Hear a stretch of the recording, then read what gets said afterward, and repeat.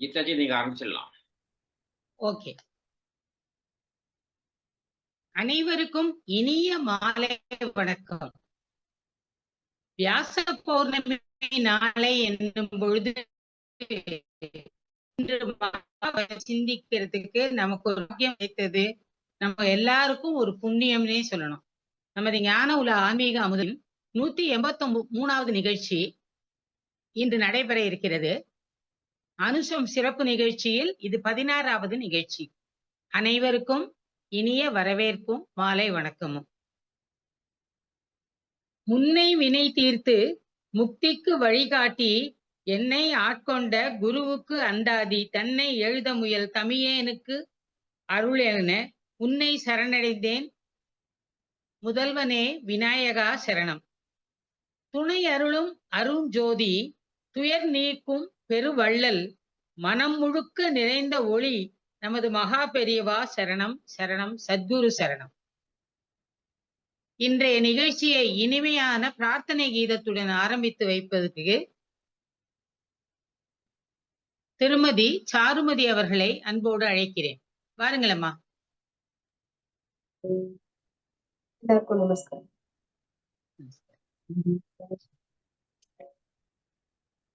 கணநாதா சரணம் கணநாதா சரணம் காத்தருள் கணநாதா சரணம் காத்தருள் கணநாதா சரணம் காத்தருள் கணநாதா சரணம்.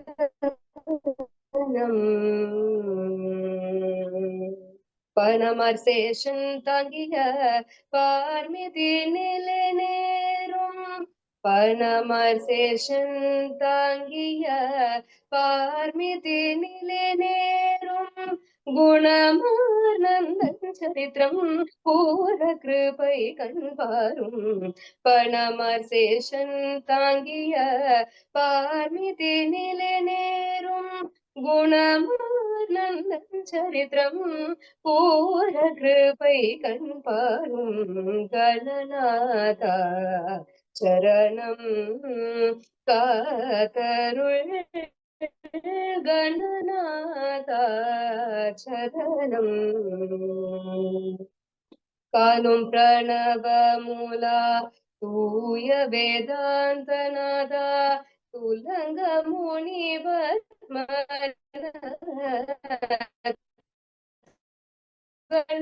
தருள் போதா காணும் பிரணவ மூலா தூய வேதாந்தநாதா துலங்க முனிவர் பல துகளுர தருள் போதா நல்ல முதக முதல் நாடி நுகர் வேணுதா நல்ல முதக முதல் நாடி நுகர் வேணுதா நாயின் சொல்லும் தனியை நாடி ரக்ஷி குந்தாதா நல்ல முதக முதல் நாடி நுகர் வேணுதா நாயின் சொல்லும் தமிழை நாடி ரக்ஷி குந்தாதா கணநாதா சரணம் காத்தருள் கணநாதா சரணம் காத்தருள்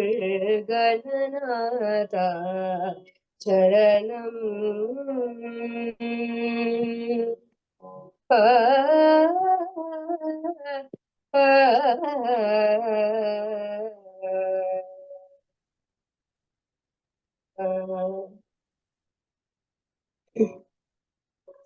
வெகு இனிமையம்மா. அற்புதம் அற்புதம். மிக்க நன்றி. இனிமையான ஒரு துவக்கம். அடுத்து மகாபரிவாளின் தெய்வத்தின் குரல் பற்றி பேச வருகிறார் பெண்ணின் நல்லாள் திருமதி doctor Saraswati from Coimbatore. She was blessed to receive the first copy of தெய்வத்தின் குரல் 8th volume. இப்பதான் அது வெளியாயிருக்கு. from பெரியவா on Maha Anusham Day at Tirupati. We will all be blessed to listen to her first speech from 8th volume today. Please, எல்லாரும் அவளுக்கு ஒரு அருமையான வரவேற்பை கொடுப்போம். Madam, stage is yours. வாங்கோ.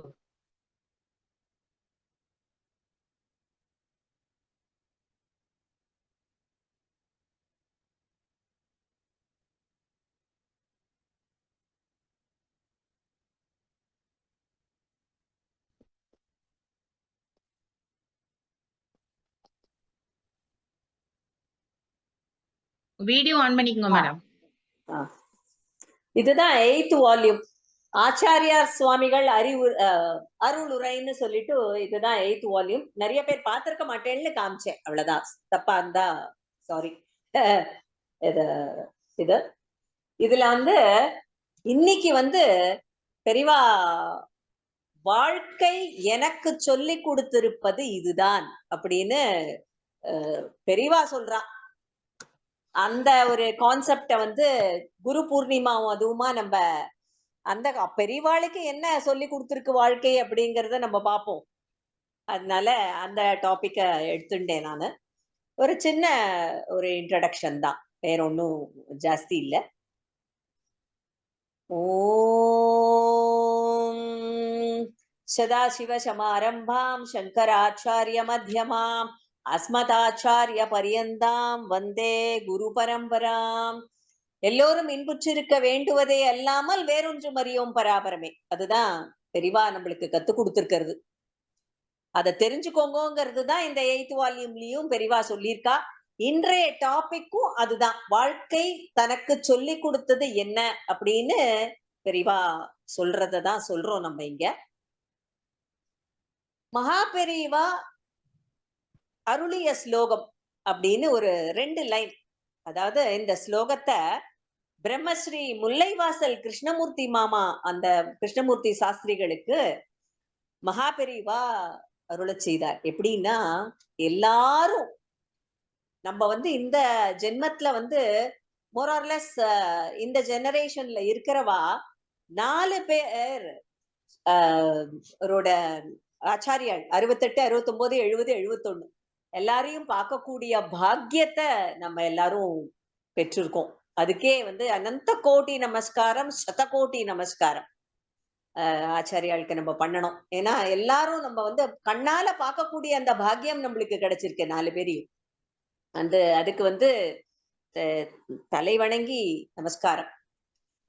இதுல இந்த ஸ்லோகத்துல என்ன சொல்றா அப்படின்னா, ஒரே வேதம் ஒன்றாக இருப்பினும் அது பல வகையாக ரிக், யஜுர், சாமம், அதர்வணம் அப்படி 4 வேதங்களா அப்படி பிரியறது இல்லையா? அதே மாதிரி ஸ்ரீ சந்திரசேகரர், ஜெயேந்திரர், சங்கர விஜயேந்திரர், சத்திய சந்திரசேகரர் இப்படி 4 விரிஞ்சு இருக்கு. அந்த விரிஞ்சு இருக்கிறது இன்னும் விரிய போறது தானே. 71 வந்தாச்சு, 71வது பீட்டாதிபதியும் வந்தாச்சு. இத்தனையும் வந்து அனைவரும் காமகோட்டி என்பதான், அந்த காமகோட்டி அப்படிங்கிற என்பதான காமாட்சியின் பீடத்தை அலங்கரிக்கிறவர்கள். அவங்க எல்லாம் காமாட்சியோட அந்த பீடத்தை அலங்கரிக்கிறார். அப்படி அந்த அனுகிரகம், அந்த அத்தனை பேரோட ஆசீர்வாதமும் நம்மளுக்கு கிடைச்சிருக்கு. தரிசனம் செய்யக்கூடிய பாக்கியமும் நிறைய பேருக்கு கிடைச்சிருக்கு. அதனால மகா பெரிவா திருவடிகளே சரணம். இப்போ இந்த வால்யூம்ல வந்து பூஜ்ய ஸ்ரீ விஜயேந்திர சரஸ்வதி சுவாமிகள் வந்து அறிவுரை சொல்லியிருக்கா. அவருடைய அனுகிரக பாஷணத்தோட தொடங்கலாம். நமது பாரத தேசத்தின் பவித்திரமான தொன்மையான பண்பாட்டை பாதுகாக்க வேண்டும். ஒண்ணு, பாரத தேசத்தோட பவித்திரமான தொன்மையான பண்பாட்டை பாதுகாக்க வேண்டும். அது எதனால முடியும்னு நமக்கு சொல்றா. எப்படி முடியும் அப்படின்னா, தர்மத்தினால்தான் அது நம்ம செய்ய முடியும். சோ அந்த தர்மத்தை பாதுகாக்கணும். அனைத்து சுகமும் சௌக்கியமும் நமக்கு கிடைக்கும் எப்போ தர்மத்தை பாதுகாத்தா. நல்ல ஆரோக்கியம் கிடைக்கும், நல்ல எண்ணங்களும் நல்ல நடத்தையும் கிடைக்கும். எப்ப கிடைக்கும்? தர்மத்தை பாதுகாக்கும் போது. அந்த தர்மத்துக்கு பாதுகாப்பா இருக்கிறது, அது காரணமாக இருப்பது அந்த நல்ல எண்ணம், நல்ல செயல், நமக்கு தேக சௌக்கியம், எல்லா விதமான நம்ம கேட்கறதெல்லாம் அள்ளி கொடுக்கும் போது அந்த அள்ளி கொடுக்கறச்சே நம்மளுக்கு என்ன இருக்கான்னு பாப்பான்னா தர்மம் இருக்கா அப்படின்னு பாப்பா. அப்படி அந்த தர்ம விஷயத்தில் சமுதாயத்துக்கு வழிகாட்டுவது யாருன்னா பிராமணர். பிராமணர்கள் தான் தர்ம விஷயத்தில் சமுதாயத்திற்கு வழிகாட்டுவது. அந்த தர்மம் பிராமணத்துவத்தை காக்கக்கூடியது. பிராமணர்கள்ங்கிற அந்த குலத்துக்கு மாத்திரம் சொல்லல பெரியவா. தர்மம் அப்படிங்கிறது பிராமணத்துவத்தை காக்கக்கூடியது. அந்த பிராமணத்துவம் அப்படிங்கிறது தான் முக்கியம். அந்த பிராமணத்துவம் இருந்தாதான் வைதீக தர்மம் தழைக்கும். அந்த வைதீக தர்மம் தழைத்தால்தான் எல்லா தர்மங்களும் ஓங்கி சிறக்கும், நாடு சிறக்கும். மக்கள் சிறப்பர் இண்டிவிஜுவல் மக்கள் சிறக்க முடியும், நாடு சிறக்க முடியும். அப்படி நமது ஆதிசங்கர பகவத் பாதாளோட வாக்கு இதுதான். பிராமணத்துவம் இருந்தால்தான் வைதீக தர்மம் தழைக்கும் அப்படிங்கிறது ஆதிசங்கர பகவத் பாதாளோட வாக்கு. இந்த குரு பூர்ணிமா நாளைக்கு இன்னைக்கு அந்த அவருடைய வாக்க நம்ம எடுத்துக்கலாம். நாம் சைவ உணவு, நம்மளுடைய கர்மானுஷ்டானம் இவற்றின் மூலம் மனம், புத்தி, சரீரம் ஆகியவற்றை காக்க வேண்டும். சின்ன சின்ன விஷயங்கள் தான். தெய்வத்தின் குரலாக இருக்கக்கூடிய நமது பரமாச்சாரியாளுடைய வாக்குகளை, நமது பரம குருவின் உபதேசங்களை பகிர வேண்டும். நம்ம பண்ணிட்டு இருக்கோம். அதுக்கு ஸ்பெஷலா அந்த அனுகிரகம் தனிதான். அந்த voice of God has to be communicated to all. To be செட்னு சொல்லல, டு பி கம்யூனிகேட்டட். அதை பரப்ப வேண்டும். இன்றைய சத்சங்கத்தில் இணைந்துள்ள நாம் அனைவரும் பாக்கியசாலிகள். தெய்வத்தின் குரலின் 8வது பாகம் பரமாச்சாரியாளின் குரலை நம்ம இன்னும் ஆழ்ந்து தெரிந்து கொள்ளக்கூடிய பாக்கியம் பெற்றிருக்கோம். மீதி இருக்கிறது எல்லாத்தையும் கலெக்ட் பண்ணி ராகணபதி அண்ணா விட்டு விட்டு போன சில விஷயங்களை மேலும் டீப்பா எடுத்து நமக்கு கொடுத்திருக்காங்க. இதுல வாழ்க்கை எனக்கு சொல்லி கொடுத்திருப்பது இதுதான் அப்படின்னு பெரியவா சொல்றதா சொல்றா. இதுல கொடுத்திருக்கா. இந்த 8th வால்யூம்ல என்ன சொல்றா பெரியவான்னா, முழுக்க முழுக்க பிறருக்காக வாழ்வதற்கென்றே இறைவன் சிலரை படைத்திருக்கிறான். இறைவன் சிலரை படைத்திருக்கிறான். எப்படி படைத்திருக்கிறான்? முழுக்க முழுக்க பிறருக்காக வாழ்வதற்கென்றே சிலரை படைத்திருக்கிறான்.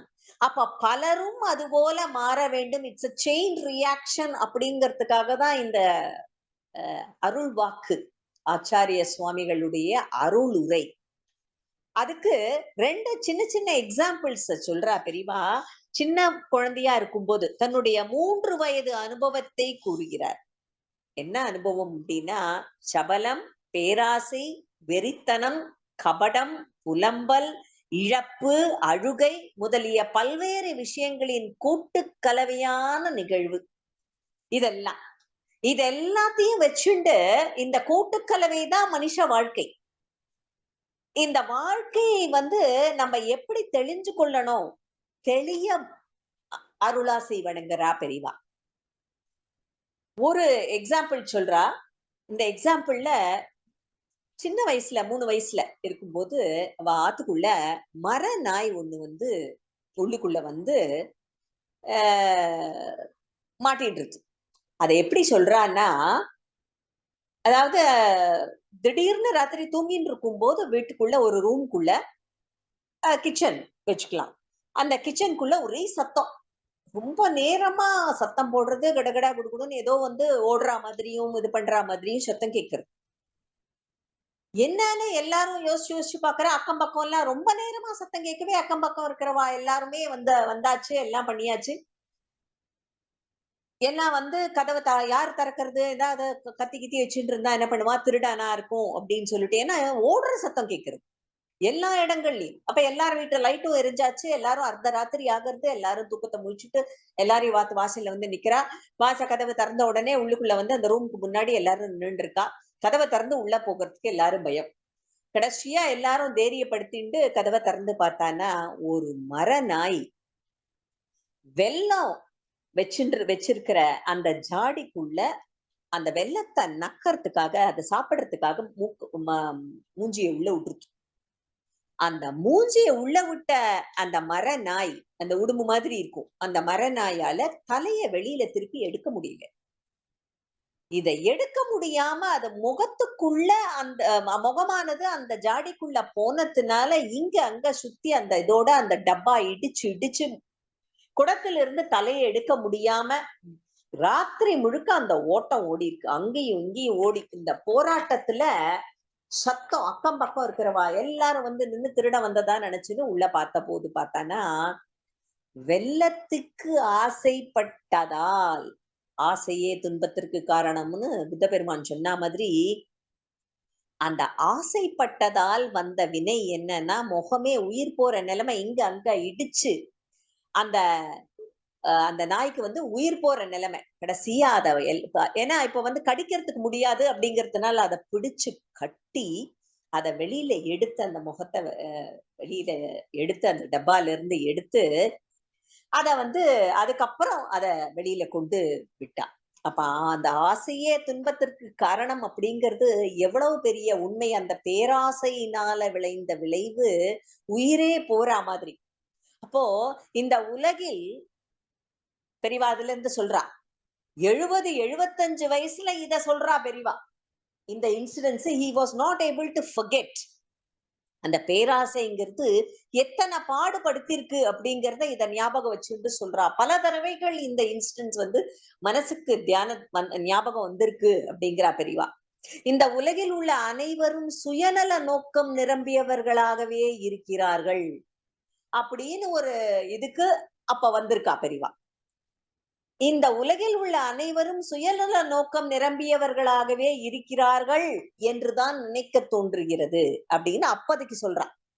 ஆனா கொஞ்ச நாள் போக போக போக போக தர்மத்திலையும் நன்னெறியிலையும் ஆழ வேரூன்றி நிற்கக்கூடிய சில ஆத்மாக்களும் இந்த உலகில் ஜீவிக்கத்தான் செய்கிறார்கள்னு அது ரொம்ப தெளிவா அதுக்கப்புறம் தான் வந்ததுங்கிறான். அதே மாதிரி இன்னொரு இன்ஸ்டன்ஸ் அதுவும் சொல்றான். புன்னுசுவாமி அப்படின்னு ஒரு இன்சிடென்ட் சொல்றான். எப்படின்னா அதுவும் அந்த 3-4 வயசுல அந்த ஆத்துல இருந்த போது அந்த வயசு கையில பொன்காப்பு போட்டு இருந்திருக்கா பெரியவா. சின்ன குழந்தையா இருந்த போது ஒரு நாளைக்கு வாசல்ல உட்காந்து விளையாடிட்டு இருந்த போது திடீர்னு ஒருத்தன் வந்து இந்த கையில மின்னின்னு இருக்கிற பொன்காப்பை பார்த்துட்டு, இது இவ்வளவு டைட்டா இருக்கே உனக்கு, இத காப்ப நான் சரிப்படுத்தி கொடுக்கட்டுமா அப்படின்னு கேட்டிருக்கான். உடனே அந்த குழந்தை யாரும் இல்ல வாசல்ல. அந்த குழந்தை என்ன பண்ணிருக்க, ஓ சரிப்படுத்தி கொடுங்களேன்னு அழகா அவுத்து கையில கொடுத்துருக்கு. கையில இருந்து மெனக்கட்டு அவுத்து இந்தான்னு தாரவாத்து கொடுத்தாச்சு. அப்பவே இது ஆரம்பம் ஆயிடுது. கையில கொடுத்து தர்மம். இவருக்கு வந்து அந்த விகல்பம் தெரியாத வயசு.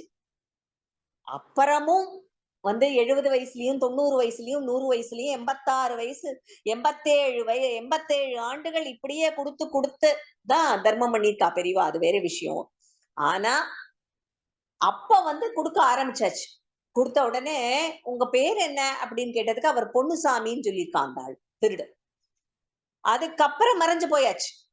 அது வீதி முழுக்க நான் உள்ள போய் அம்மா கிட்ட சொல்றார், பொன்னுசுவாமி வந்து என்னோட வளையல பொன்னுசாமி கிட்ட என் வளையல கொடுத்துட்டேன் சரி பண்ணிட்டு வர்றதுக்கு. அப்போ திருப்பியும் வந்து அந்த மனசுல வந்து அந்த சுயநலம் நிரம்பியவர்களாக இருக்கிறார்கள் அப்படின்னு அந்த எண்ணம் திருப்பி வர்றது. அறிவுக்கு புலப்படாத வயசுல, அறிவுக்கு புலப்பட்ட வயசுல எப்படின்னா முழுக்க முழுக்க பிறருக்காக வாழ்வதற்கென்றே இறைவன் சிலரை படைத்திருக்கிறான்ங்கிற எண்ணம். அதுதான் ஞானம் பிறந்த கதை. ஞானம் உண்டு. அதனால நம் வாழ்க்கையை மாற்றி அமைத்துக் கொள்ள வேண்டும் அப்படிங்கிற பெரியவா. இது ஒரு அம்சம்.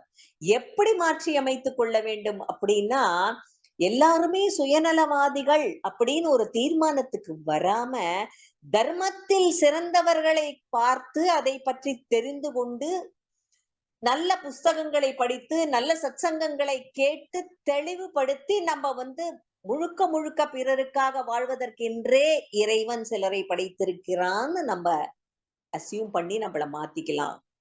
மதுவை அருந்தினால் மதி கலங்குவது போல, அதுக்கும் ஒரு உதாரணம் சொல்றான். எப்படி மதுவை அருந்தினால் மதி கலங்கும், அதே மாதிரி திரும்ப திரும்ப தெய்வீக சிந்தனையை அருந்தினால் நாம் தெளிவடைவோம். ஆனந்த மதுவை, அதாவது தெய்வீக சிந்தனை ஆனந்த மதுவை அருந்தினால் திவ்ய போதை ஏறி மதி கலங்கும். அப்படி ஒரு கலக்கம் நமக்கு வேணும். அதுவே அமிர்தமாக மாறிவிடும் பிற்காலத்தில். அதனால அமிர்தத்தை சுவைக்கலாம் அப்படின்னு சொல்லிட்டு, அந்த சுவை எப்படி இருக்கும் அப்படின்னாக்க அறிவுக்கு புலப்பட ஆரம்பிக்கும். முற்றிலும் பிறருக்காக வாழும் இத்தகைய மனிதர்கள் பொருளாதார லாபத்தையும் வசதி வாய்ப்பையும் மட்டுமல்ல, தங்களுடைய ஆன்மீக முன்னேற்றத்துக்காக சாதனைகளை கூட துறந்து விடும் அளவுக்கு மக்கள் இருக்கிறார்கள். நிறைய பேர் அந்த மாதிரி இருக்கா. அதனால நம்ம அந்த ஆன்மீகம் அப்படிங்கிற அந்த மதுவை நம்ம என்ன மது, தேனுண்ட மது, அந்த மதுவை நாம் உள்ளும் போது அந்த மது திவ்ய போதை நமக்கு ஏறி மதி கலங்கும். அது அமிர்தமாக மாறும். அப்ப அப்படி சொல்லி அந்த சுவைகளை சொல்றா. எப்படி சொல்றான்னா, துவப்புக்கும் கசப்புக்கும் இடையே நம்மால் சுவை வேறுபாடு கண்டுபிடிக்க தெரியாவிட்டாலும் இரண்டுக்கும் இடையே குணத்தில் நிறைய வித்தியாசம் உண்டு. கசப்பு பண்டங்களில் பெரும்பாலானவை எப்படி இருக்கும்? உடலுக்கு நல்லவை. மருந்தாக கஷாயம் வைக்கிறோம், அதில் கசப்பு அந்த உணவு பண்டங்களை தானே அதிகம் பயன்படுத்துகிறோம். பாவக்காய் சாப்பிட்டால் ஞானம் வரும் அப்படின்னு சொல்றோம். பாவக்காய் சாப்பிட்டால் ஞானம் வரும். அதையே மாத்தி கூட சொல்லலாம், ஞானம் வந்தவர் தான் பாவக்காவையும் உள்ளே சாப்பிடுவான். ரெண்டுமே சொல்ல முடியும். இதை இப்படி கேலியாகவும் சொல்வதுண்டு. எப்படி? ஞானம் வந்தாதான் பாவக்காவை ஈஸியா சாப்பிட முடியும். எனினும் கசப்பை விட துவர்ப்பு ஆரோக்கியமானது. உதாரணமாக, துவர்ப்பை ஆதாரமாக கொண்ட புளிப்பு கெடுதல் வராது. கசப்பு ஆதாரம் கொண்ட புளிப்புத்தான் அல்சர் போன்ற கெடுதல்களை ஏற்படுத்தும். அப்படி ஒரு தாவரத்துக்கு அதன் ஆதாரம் விதை. எலும்பிச்சை புளிப்பு, நெல்லிக்காயும் புளிப்பு. இந்த இரண்டு விதைகளை கடித்து பார்த்தால் ஒரே கசப்பு. இந்த எலும்பிச்சை விதை விட நெல்லிக்காய் விதை இன்னும் ஒசத்தி. அது துவர்ப்பாகவே இருக்கும். நெல்லிக்காயே துவர்ப்பு தான். ஆனா அது வயிற்றுப்புண் உள்ளவர்கள் சேர்த்து கொள்ளலாம். அதே எலும்பிச்சையே சேர்த்து கொள்ள முடியாது, அசிடிட்டி வரும். அதே மாதிரி கோபத்தை உரைப்போடு சொல்றவங்க நம்ம அத கோபத்தை சொல்லும் போது நம்ம இந்த கசப்பு, இந்த உணர்வுகளை எல்லாம் சொல்றோம். எப்படி சொல்றோம்னா, கோபத்தை அந்த உரப்பு, அந்த காரத்தோட சம்பந்தப்படுத்தி சொல்றோம். மிகவும் காரசாரமாக பேசினான், ரொம்ப காரமான மனுஷன் போல் இருக்கு அப்படின்னு. முகம் கசந்து போனான் அப்படின்னு சொல்றோம். அதனால் மனக்கசப்பு ஏற்பட்டது அப்படின்னு. சோ இதெல்லாத்தையும் உணர்வுகளை நம்ம சம்பந்தப்படுத்தி சொல்றோம். துவர்ப்பான ஃபீலிங் அப்படின்னு எதையுமே சொல்றது இல்லை. ஆனாலும் அந்த ருசிதான் அறுசுவைகளில் ஆரோக்கியத்திற்கு மிகவும் நல்லது, துவர்ப்பு. அதுபோல சங்கீத ஸ்வரங்களும் பலவாக இருந்தாலும் ஆதார ஸ்ருதி ஒன்றுதான். மக்கள் சமுதாயம் அனைத்தையும் அதன் பல்வேறு மக்களுக்கு ஏற்ற விதத்திலும் பல்வேறு நலன்களுக்கு உதவுமாறும் பல பல சுவைகளில் அதை பகிர்ந்து கொடுத்தால் விதவிதமான சுரங்களில் பாடி நமக்கு காதுக்கு இனிமை ஏற்படுத்தும் மாதிரி பலவிதமான தர்ம சிந்தனைகளில் நம் எண்ணத்தை ஸ்ருதியாக அமைத்தால் அதில் அன்பில் ஐக்கியப்படுத்தி அந்த அன்பு சமுதாயத்தை உருவாக்கும். அந்த அன்பு சமுதாயம் வேதாந்தத்தில் ஐக்கியப்படுத்தும். நம்மளை அந்த ஐக்கியப்படுத்த வேண்டும் என்ற மகத்தான அன்பு உணர்ச்சி தான் மகாபெரிவா என்ற அந்த அன்பு உணர்ச்சி, ஆதார ஸ்ருதி. அந்த மகாபெரிவா அப்படிங்கிற அந்த ஆதார ஸ்ருதியில அந்த ஆச்சாரிய சுவாமிகள் அருளிய இந்த 8வது பாகத்தை சுவைத்து அந்த ஸ்ருதியில் நாமும் இணைந்து பேரானந்தம் கொள்ளலாம். எல்லோரும் இன்புற்றிருக்க வேண்டுவதே அல்லாமல் வேறொன்றுமறி. ஓம் பராபரமே. ஸ்ரீ குருப்பியோ நமக. நமஸ்கார். ரொம்ப அருமையம்மா. பெரியவா எப்பவுமே அவளுக்கு தக்கனே எல்லாம் சொல்லி தருவா. அவரோட வாழ்க்கை அனுபவம், அவருடைய வாழ்க்கையை பார்த்தே நம்ம நிறைய தெரிஞ்சுக்கலாம். அந்த அளவுக்கு நம்மளால போக முடியாதுங்கிறது நிதர்சனமான உண்மை.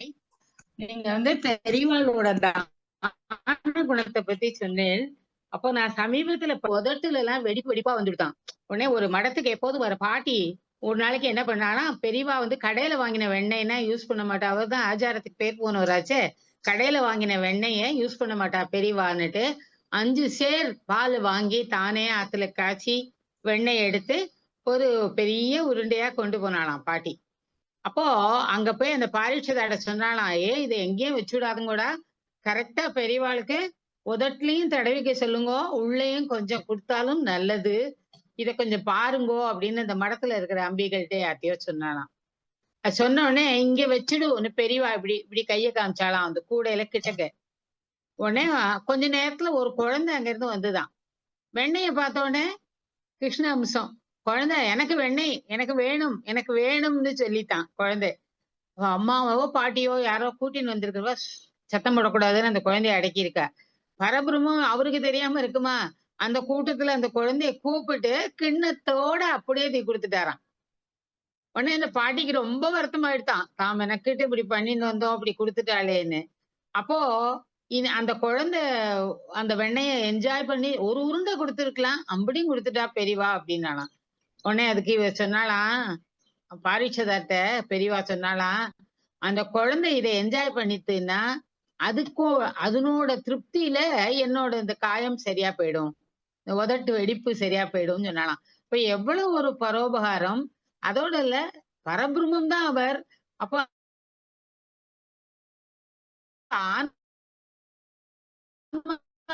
எல்லாத்துலயும் அவர்தான் இருக்காருங்கிறத அப்படி அழகா ப்ரூவ் பண்ண பெரியவா அப்படின்னு அந்த இன்சிடென்ட்ல சொல்லி இருந்தது. இப்படி கொடுத்தாருன்னு அது குழந்தையிலேயே அது ஆரம்பிச்சிருக்கு, அந்த தயாள குணமே தோணித்து. ரொம்ப அருமையம்மா, நன்றி. அடுத்து பெரியவா பத்தின பாடல்களை பாட வருகிறார். பாட்டு தானே என்ன அடுத்தது? ஆமா, இல்ல இது வச்சுக்கலாம் வீடியோ. ராஜாஜி.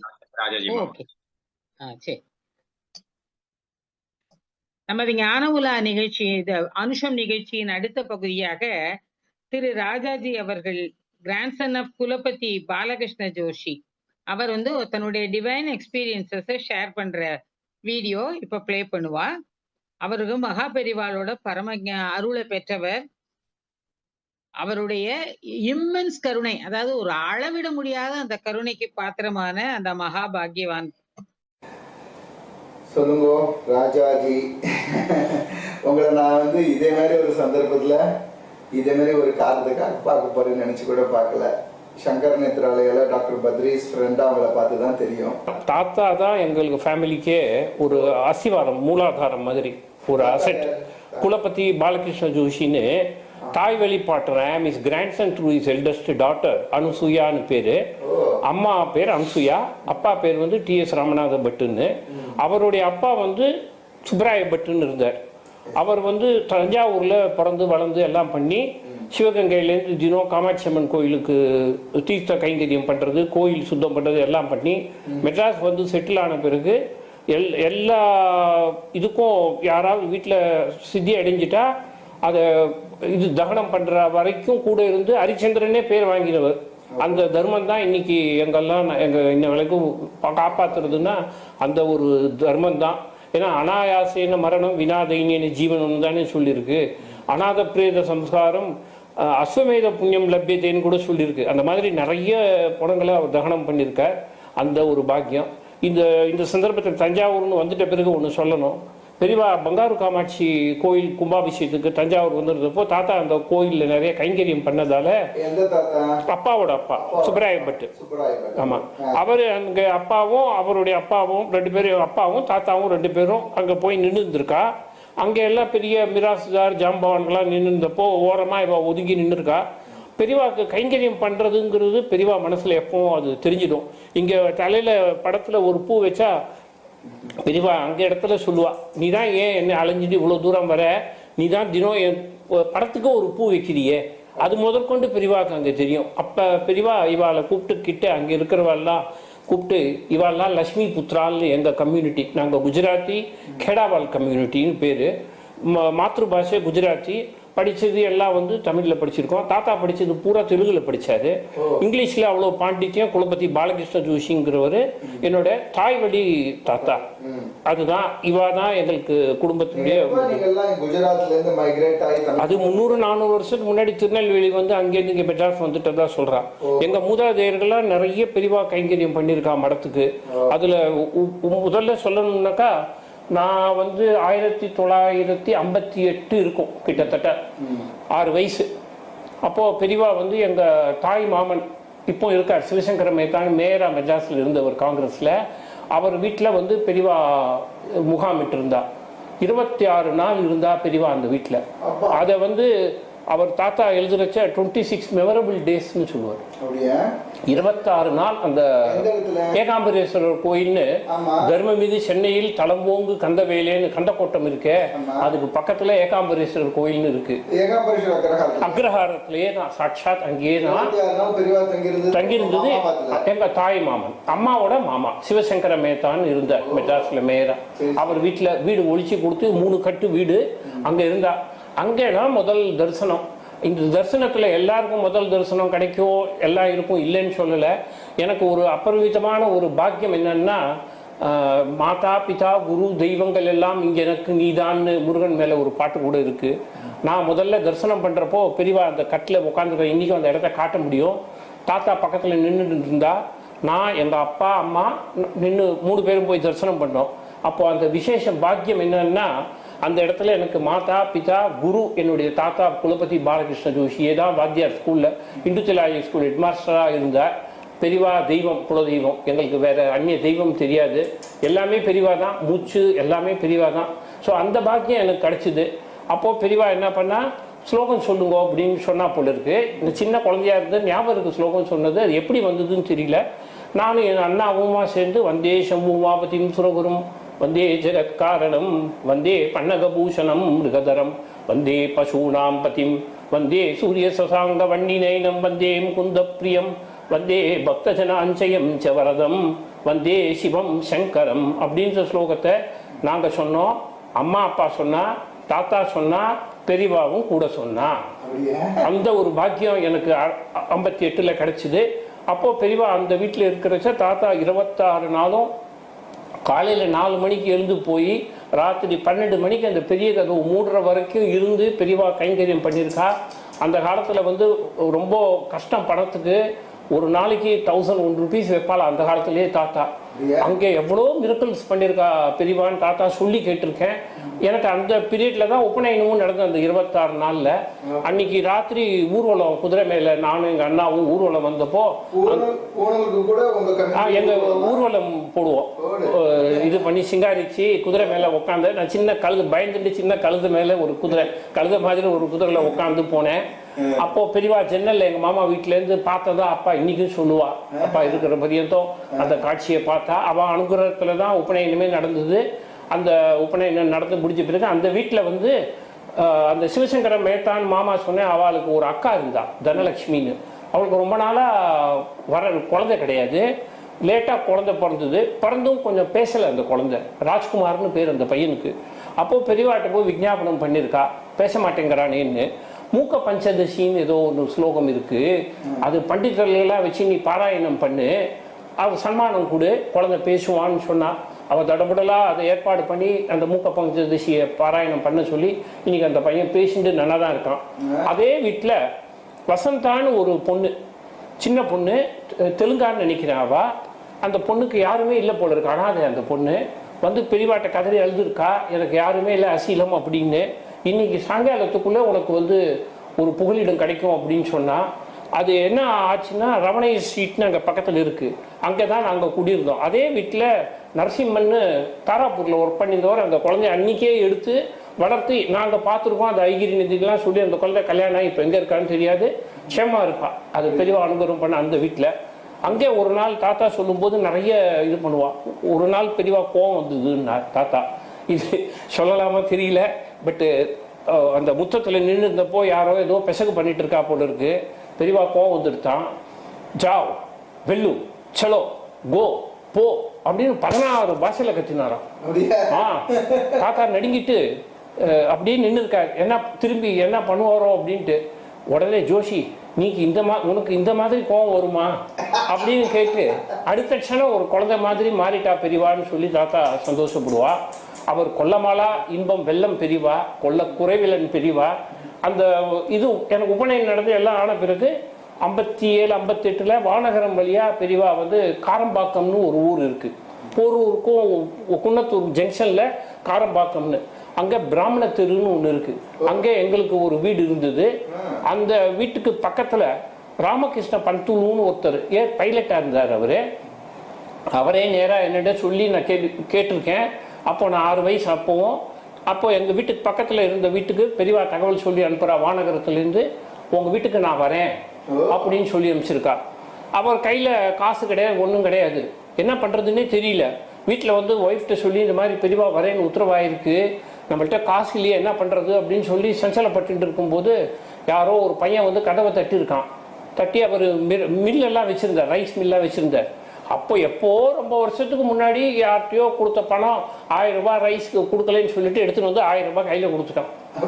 அதை வச்சுட்டு பெரியவாவுக்கு பூர்வ கும்பம் சிக்கையெல்லாம் வச்சு பூர்வ கும்பம் வச்சு ஒரு நாள் பெரியவா அந்த வீட்டில் தங்கும்போது எங்கள் வீட்லேயும் வந்து பெரியவா பாதம் படணும்னு தாத்தா அம்மா அப்பா போய் சொன்ன உடனே காரம்பாக்கத்தில் எங்கள் வீட்டுக்கு வந்து பெரியவா உட்காந்துட்டு புறப்பட்டு போகிறதுக்கு முன்னாடி நாங்கள்லாம் நமஸ்காரம் பண்ணோம், ஆசீர்வாதம் பண்ணிவிட்டு அந்த கடத்துலேருந்து தண்ணி எடுத்து சம்பங்கி கொடை சம்பங்கின்னு வீட்டில் வாசலில் மரம் இருக்குது, செடி ஒன்று, அதுக்கு தண்ணி அப்படி ஊற்றிட்டு க்ஷேமாக இருங்கோ அப்படின்னு சொல்லிட்டு பெரியவா புறப்பட்டு போயிட்டா.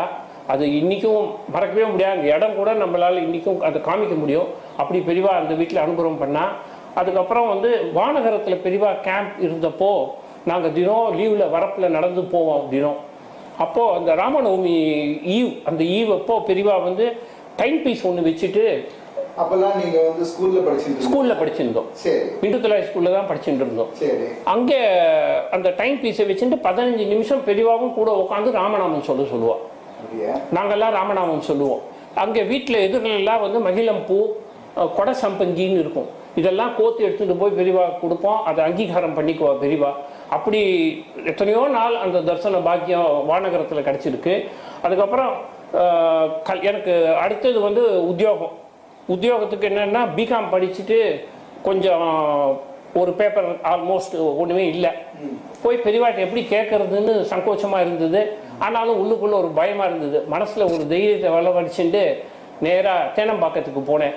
கிணத்தாண்டே பெரியவா இருந்தா. எல்லாரும் இந்த பக்கம் நின்றுந்தா, நான் அந்த பக்கம் நின்றுந்தேன். என்கிட்ட வந்தா நேராக பெரியவா. நான் முதலே பஸ்ஸில் பிளான் பண்ணிட்டு போனேன். பாஸ் பண்ணுவேன்னா ஃபெயில் ஆவேனான்னு கேட்கக்கூடாது பெரியவாட்ட, நல்லா இருக்காது அப்படின்னு சொல்லிட்டு வேற விதமாக கேட்கணுன்ட்டு ஒரு மனசில் ஒரு தீர்மானம் பண்ணிட்டு போனேன். போயிட்டு ட்ரிக்கு பண்ணிட்டு போனேன். நிறைய தடவை பெரியவாட்ட போகும்போது இதை கேட்கணும் அதை கேட்கணும் போவோம். ஒன்றும் கேட்க முடியாது, திரும்பி தான் வருவோம். அந்த மாதிரி பண்ணி விட்டுடுவோம், பிளாக் ஆகிடுவோம் நம்ம. அப்போ கேட்டேன், வேலைக்கு போட்டுமா மேலே படிக்கட்டுமான்னு கேட்டேன். அதுலேயே அர்த்தம் வந்துடுவோம் அப்படின்ட்டு. வேலைக்கு போ அப்படின்ட்டு நான் பாஸுன்னு சொல்லிட்டேன். நான் பாஸும் ஆகிட்டு பேங்க்கில் வேலையும் கிடச்சிது. பேங்க்கில் உத்தியோகத்தில் இருந்தேன். அப்போது கல்யாணத்துக்குன்னு அப்போல்லாம் வந்து நிறைய ஜாதகங்கள்லாம் வச்சு பார்த்து அந்த பொண்ணு இந்த பொண்ணுன்னு எல்லாம் பார்த்துட்டு இருந்தப்போ இப்போது எனக்கு பத்னியாக இருக்கிற பிரேம்குமாரிங்கிற பெண் ஜாதகம் வந்திருக்கு. நிறைய ஜாதகம் வந்து சரிப்படலைன்னு சொல்லிட்டு விட்டுட்டா. நான் வேண்டாம் கொஞ்ச நாள் பொறுத்து பண்ணிக்கலாம் அப்படின்னு சொல்லி தட்டி கழிச்சுட்டு இருந்தேன். அப்போ எனக்கு தெரியாது எங்கள் அப்பா அம்மா என்ன பண்ணால் அந்த 2 ஜாதகத்தையும் எடுத்துட்டு நேராக கஞ்சிபுரம் போயிருக்கா பெரியவா கிட்ட.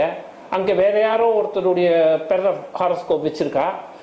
என்னதும் என்னுடைய இப்போ இருக்கிற சம்சாரத்துடைய ஜாதகமும் வச்சுருந்தப்போ நேராக பெரியவா வந்து அந்த 2 ஜாதகத்தையும் தலைமையில் தூக்கி வச்சுட்டாலாம்.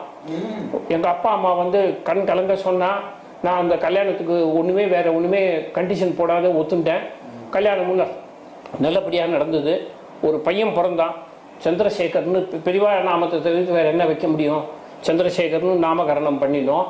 அந்த குழந்தைக்கு என்ன ஆச்சுன்னா சின்ன வயசுலேருந்தே மலம் போகும்போது பிளட்டு சேர்ந்து வரும். ஆமாம், மலத்திலே பிளட்டு சேர்ந்து வரும்.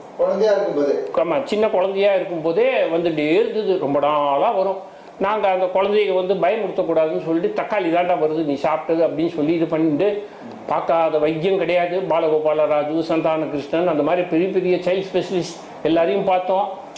செக்மா தெரபின்னு ஒன்று பண்ணணும்னு சந்தான கோபாலகிருஷ்ணன் சொல்லிட்டாரு. அம்மாட்ட சொன்னேன்.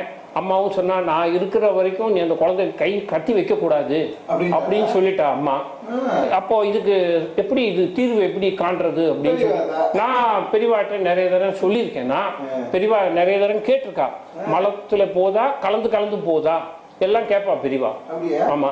அப்புறம் தாத்தா ஒரு நாள் கஞ்சிவரம் போறேன்றப்போ தாத்தாட்ட போய் சொன்னேன், இந்த மாதிரி அம்மா ஆபரேஷனும் பண்ணக்கூடாதுங்கிறா. பாலகிருஷ்ண ஜோஷி தான், குலபதி பாலகிருஷ்ண ஜோஷி தான். அவரு போய் இந்த மாதிரி நீ சொல்லு, போய் பெரியவாட்ட சொல்லி இந்த குழந்தைக்கு இந்த ரத்தம் வர்றது நிக்கணும் தாத்தா, கஷ்டப்படுறான் அந்த குழந்தை, ஆனா வலியிலி ஒண்ணும் இல்லை, இன்டர்னல் ஃபிஷர்ஸுங்கிறார் ஒரு டாக்டர் அதுங்கிறார் இதுங்கிறார், எத்தனை நாள் இந்த மாதிரி இருக்கிறது அப்படின்னு. மறுநாள் பெரியவாட்ட தாத்தா போயிருக்கா. அப்போ அந்த திடத்துல தண்ணி எடுத்துன்னு வந்து பெரியவா விஸ்ராந்தியா இருக்கும்போது ஒரு 5 நிமிஷம் பேசணும்னு பிரார்த்தனை பண்ணியிருக்கா. இப்பன்னே ரா இக்கன்னே ரா அப்படின்னு சொல்லி அந்த கமண்டத்துல தண்ணி இப்படி கீழே தெளிச்சு தாண்டி உள்ள வந்துடு அப்படின்னு சொல்லி கூட உட்கார வச்சு 45 நிமிஷம் பெரியவா கூட கொடாஞ்சிட்டு இருக்கா. இங்கிலீஷ்ல இந்த டாக்டரேட் ஆன் எஜுகேஷனல் ஃபிலாசபின்னு வந்தது எடுத்து போய் காமிச்ச உடனே குலபதிங்கிற பட்டத்தை அவன் ஒத்துக்கிறானா, இது அப்சாக்ட் நவுன் இல்லையா, கிராமர் எல்லாம் கேட்டு என்னென்னவோ கேட்டு கொஸ்டின்ஸ் எல்லாம் நிறைய கேட்டு தாத்தாவை கேட்டிருக்கா. அப்போ தாத்தா இந்த என்னோட பையனோட இந்த ப்ராப்ளத்தை எடுத்து பெரியவாட்ட சொல்லியிருக்கா. என் பேரன் ராஜாஜி நிறைய தடவை வந்து உங்கள்கிட்ட சொல்லியிருக்கான், இப்போ நான் சொல்லி அது நிக்கணும்னு பிரார்த்தனை பண்றான் அப்படின்னு சொன்ன உடனே ஆபரேஷன் வேண்டாம் அப்படின்ட்டாலாம் பெரியவா. அதுக்கப்புறம் அது நின்று போயிடுச்சு. அது பெரியவா சொன்ன பிறகு அது வேத வாக்கு நிக்காது, என்ன பண்ணோம், நின்று போயிடுச்சு. 10 வருஷம் ஆச்சு. சம்சாரம் மறுபடியும் இது தாத்தாவுக்கு சதாபிஷேகம் வர போகிறது. அதுக்கு முந்தின வருஷம் நாங்கெல்லாம் போயிருந்தோம். எல்லாம் நின்று பெரியவாட்ட பேசிட்டு இருந்தப்போ ஒரு படம் பரிவட்டம் கட்டின படம் பெரியவா போட்ட பரிவட்டம் போட்ட படம் அது. அந்த பரிவட்டம் போட்ட படத்தை வந்து நான் எடுத்துன்னு போயிருந்தேன். எடுத்துன்னு போய் பெரியவாட்ட எங்கள் வீட்டில் இருக்கிற முக்கால்வாசி எல்லா படமும் பெரியவா பார்த்து அனுகிரகம் பண்ணி கொடுத்த படம் தான். அது இல்லைன்னா உள்ளே வராது, என்ட்ரன்ஸ் ஆகாது அது வீட்டில். அந்த மாதிரி ஒரு பரிவட்டம் கட்டின படம் ஒன்று, அதை எடுத்துன்னு போயிருந்தேன். அதை பெரியவா பார்த்துட்டு இந்த இவங்க முதல்ல எடுத்துன்னு போய் காமிக்க மாட்டேன்னு சொன்னாங்க. அப்புறம் பெரியவா கொண்டு வான்னு சொன்ன உடனே கஞ்சிபுரத்தில் மடத்தில் அந்த படம் எடுத்துன்னு போய் கிட்ட எடுத்துன்னு வந்து காமிச்ச உடனே இப்படி கொண்டு வா அப்படி கொண்டு வா அப்படின்னு சொல்லிட்டு என்னை கேட்டார், இது எந்த ஊர்ல கொடுத்த பரிவட்டம் அப்படின்னு கேட்டார். நான் சொன்னேன், எனக்கு தெரியாது பெரியவா, போட்டோ எனக்கு கிடைச்சது, நீங்க பார்த்து அனுகிரகம் பண்ணி கொடுக்கணும்னு எடுத்துன்னு வந்திருக்கேன், எப்படி எனக்கு எங்க கொடுத்தது எனக்கு தெரியாதுன்னு. உடனே பெரியவா திருவத்தியூர்ல கொடுத்தது அப்படின்னு சொன்னா இந்த பரிவட்டத்தை. ஆமா, திருவத்தியூர்ல கொடுத்ததுன்னு சொன்னா. அப்போ தாத்தாவுக்கு சதாபிஷேகம் அடுத்த வருஷம் நடக்க போறதுங்கிறத நாங்க விஞ்ஞாபனம் பண்ணோம். நாங்க ஃபுல்லா குடும்பம் எல்லாருமே போயிருந்தோம், கும்பலா எல்லாருக்கும் அனுகிரகம் பண்ணா. அப்போ நான் சொன்னேன், பெரியவா அனுகிரகத்துல பெரியவா பாதத்திலே நடக்கணும் அப்படின்னு உடனே இங்கேயே பண்ணிக்கலாம் அப்படின்னு சொல்லிட்டா, சதாபிஷேகம் மடத்திலே பண்ணிக்கலாம் அப்படின்னு சொல்லிட்டா. நீங்க எல்லா பேரம் பேத்தி எல்லாருமா சேர்ந்து அவனுக்கு ஆரத்தி பண்ணணும்னு சொன்னா. இது நடந்தது. அப்புறம் சதாபிஷேகம் நல்லபடியா நடந்தது. பெரியவாவே இருந்து காமாட்சி அம்மன் கோயில்ல சதாபிஷேகம் பண்ணி பெரியவா அன்னைக்கு உள்ள படுத்துட்டு இருந்தா. மாங்குடி வைத்தாதான் கூட இருந்தாரு. தாத்தாவை கேட்டார் என்ன வேணும்னு. நான் தினம் மானசீகமா உங்க பாதத்துக்கு பூஜை பண்றேன் அப்படின்னா. இன்னைக்கு நேரா பண்ணு அப்படின்னு பாரிஜாதம் பூ கையில கொடுத்தா. பெரியவா கொடுத்த உடனே எடுத்து நான் கையில கொடுத்தேன். அதை தாத்தா பெரியவா பாதத்துல பாதம், அது மலர் பாதம், அதுல அப்படியே சேர்த்த. பெரியவாளுடைய ஆக்சுவல் பாதத்துக்கு பூஜை பண்ணா தாத்தா. சேர் போட்டு உட்கார வச்சா தாத்தாவை.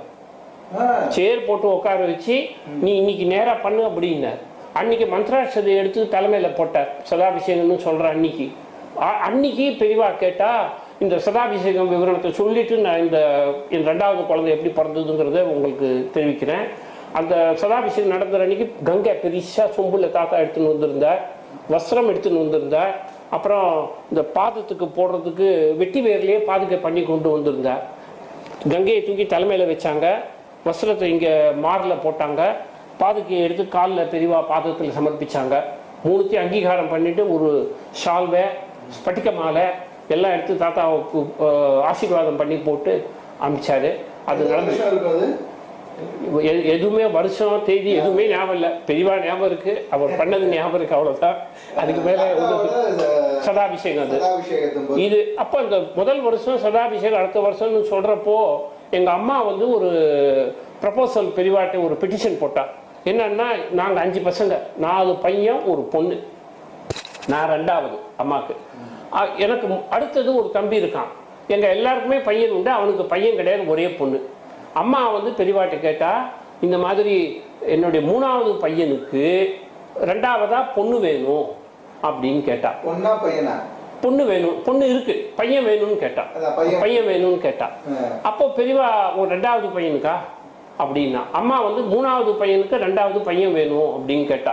2வது பையனுக்கா அப்படின்னா. எங்களுக்கு அது விவரம் அப்போ ஒன்றும் தோணலை, புரியல. நாங்கள் கிளம்பி வந்துட்டோம். வந்து பார்த்தா எனக்கு ஐஸ்வர்யான்னு ஒரு பொண்ணு, என் பொண்டாட்டி வந்து மாசம் ஆயிருந்தது. என்ன பண்ணுறதுன்னு தெரியல. நேராக கஞ்சிபுரத்துக்கு போனேன். மங்களேஸ்வரர் கோயில்னு இப்போ பெரியவா அந்த இடத்துல அனுஷ்டானம் பண்ணிட்டு குளத்தங்கரையில் உட்காந்துருந்தா. யாரும் கிடையாது, நான், என் சம்சாரம், பாலு. இப்போ மடத்து சீமடம் பாலு இருந்தார். 3 பேர் தான் இருந்தா. பெரியவா இதை குளத்துல ஸ்நானம் பண்ணிட்டு அனுஷ்டானம் பண்ணிட்டு அப்படியே நின்றுட்டு இருந்தா, உட்காந்துருந்தா. நான் கிட்ட போய் நமஸ்காரம் பண்ணோம் 2 பேரும். அப்படி கையை தூக்கி காமிச்சு இருக்கட்டும் அப்படின்ட்டா.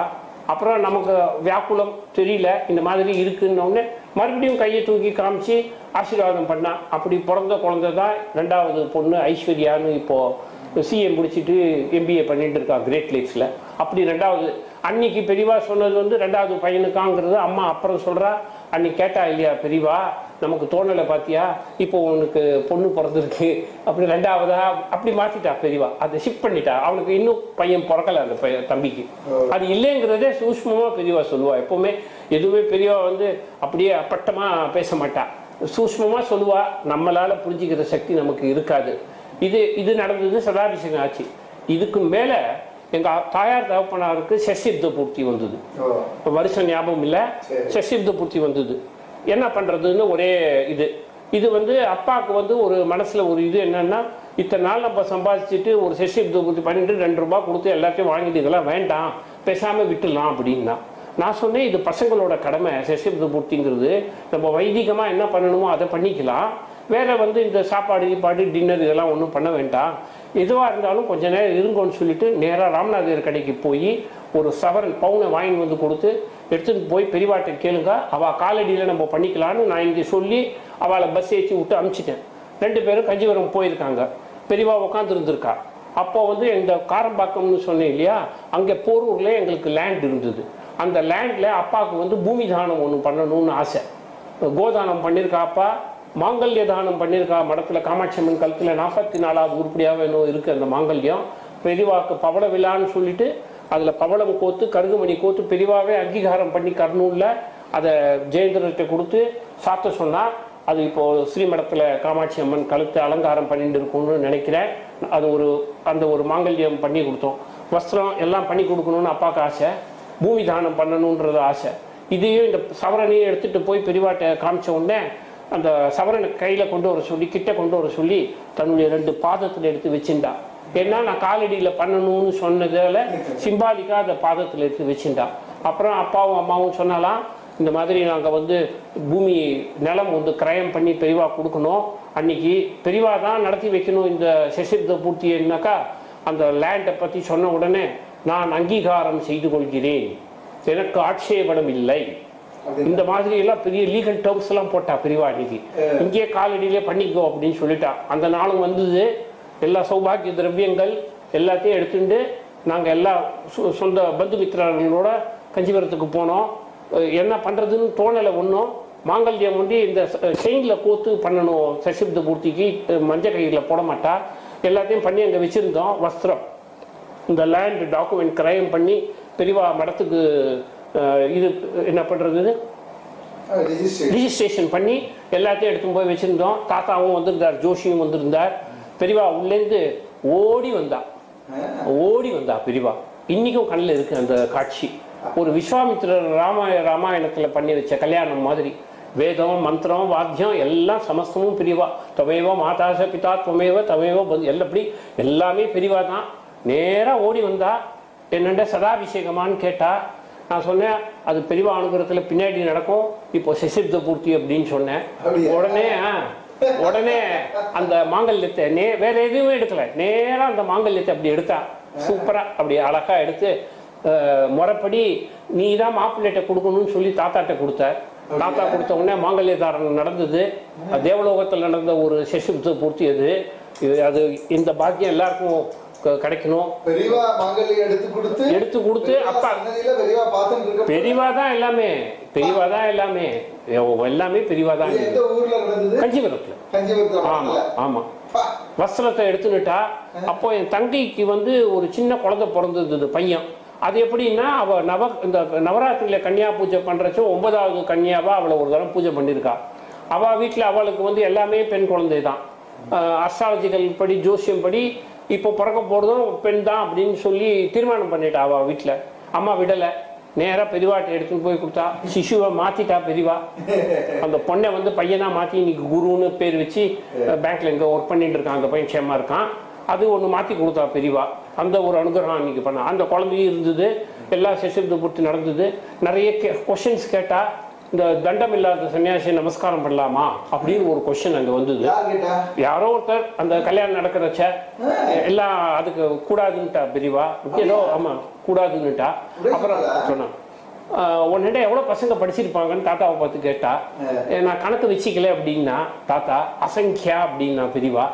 அப்புறம் என்னை கூப்பிட்டு நீ மாலை வாங்கிட்டு வரலையா, சாமந்தி மஞ்ச மாலை வாங்கிட்டு வரணும், அது 2 பேரும் மாத்திண்டு என்ன நமஸ்காரம் பண்ணணும் அப்படின்னா. நான் சொன்னேன் பெரியவா நடத்தி வைக்கிறாங்கிற ஒரு இதுல என்ன பண்றதுன்னு தோணலை பெரியவா. ஒன்றும் கொண்டு வரல, ஒரு போட்டோ கேமரா கூட கொண்டு வரல பெரியவா. எல்லாம் நீங்க தான் பண்ணி வச்சிங்க, எனக்கு தோணலை.